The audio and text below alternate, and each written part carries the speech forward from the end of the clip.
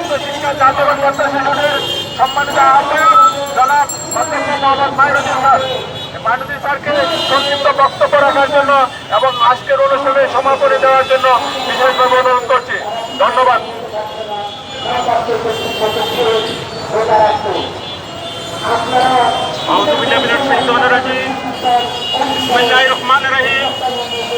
বাংলাদেশ বেসরকারি শিক্ষক কর্মচারী ফোরামের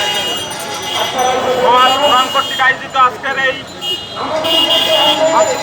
উচ্চ শিক্ষা অধিদপ্তর ঘেরাও সম্মানিত আমাদের সহকর্মীবৃন্দ, অত্যন্ত দুঃখের সাথে বলা যাচ্ছে বেসরকারি শিক্ষক কর্মচারীদের বেতন গত ডিসেম্বর মাস থেকে এখন পর্যন্ত বকেয়া রয়েছে।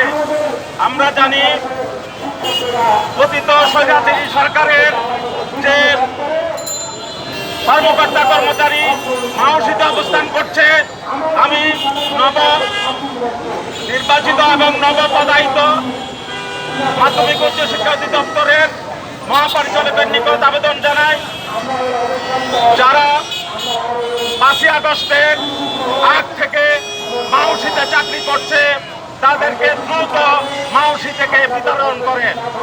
যদি না করেন আমরা কিন্তু মাওসি সহ এই প্রেস ক্লাবের চত্বর অচল করে দেব। আমরা চাই না শিক্ষকরা এই 5ই আগস্টের পর যে সরকার বাংলাদেশের গতিতে আসীন হয়েছে সেটা জুলাই অভ্যুত্থানের ফলে শত ছাত্র জনতা রক্তের বিনিময়ে এই সরকার প্রতিষ্ঠিত হয়েছে। এই সরকার আমাদের সরকার, এই সরকারকে ফেইলিওর হতে দেওয়া যাবে না।